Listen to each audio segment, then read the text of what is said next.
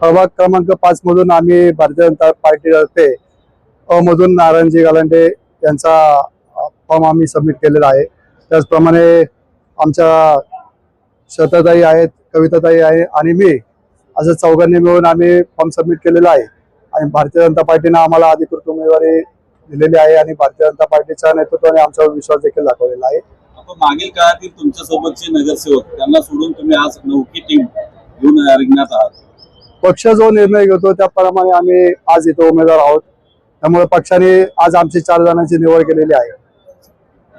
कोणत्या मुद्द्यावर आपण निवडणूक लढणार आहात? आमचा मुद्दा हा विकास कामाचा असणार आहे।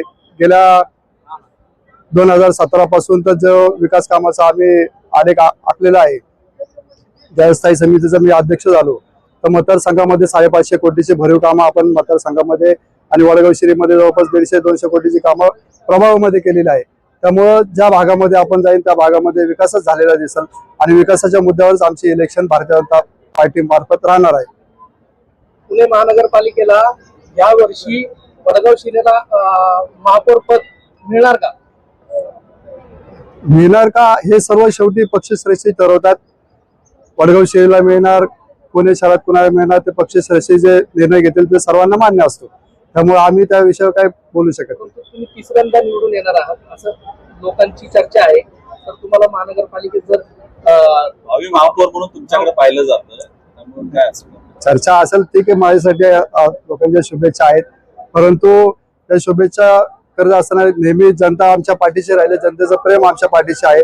त्यामुळे सलग 2 वेळा देखील मी इथे निवडून आलो आणि आता देखील आमचा पॅनल पुन्हा एकदा 4चा पॅनल भरघोस मतांनी निवडून येईल अशी आम्हाला आशा आहे। धन्यवाद। तुम्ही राष्ट्रवादी काँग्रेस पक्षातून भारतीय जनता पार्टीत प्रवेश केला आणि तुम्हाला पहिल्यांदाच उमेदवारी मिळाली, त्याबद्दल काय सांगा?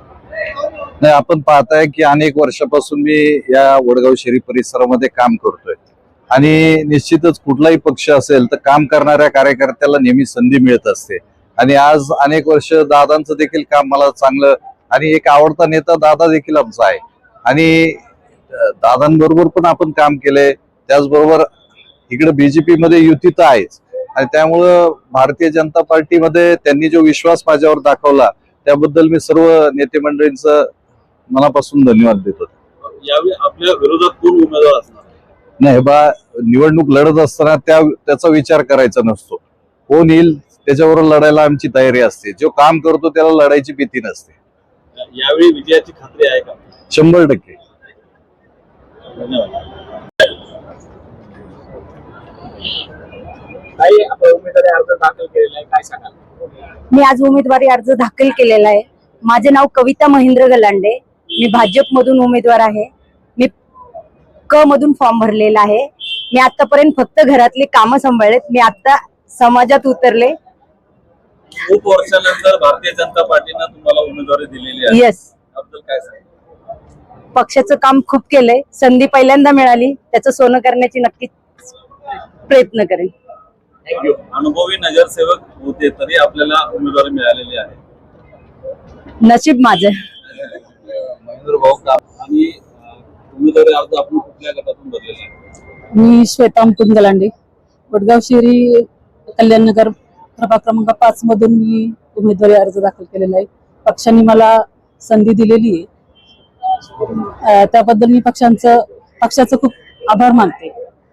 जगदीश भाऊ सोबत निष्ठेने राहिल्यामुळे तुम्हाला उमेदवारी मिळालेली आहे, असं वाटतं? मी निश्चितच खूप खूप त्यांचे आभार, कारण त्यांनी आमच्या प्रामाणिकपणाची पोचपावती ही आम्हाला दिलेली आहे।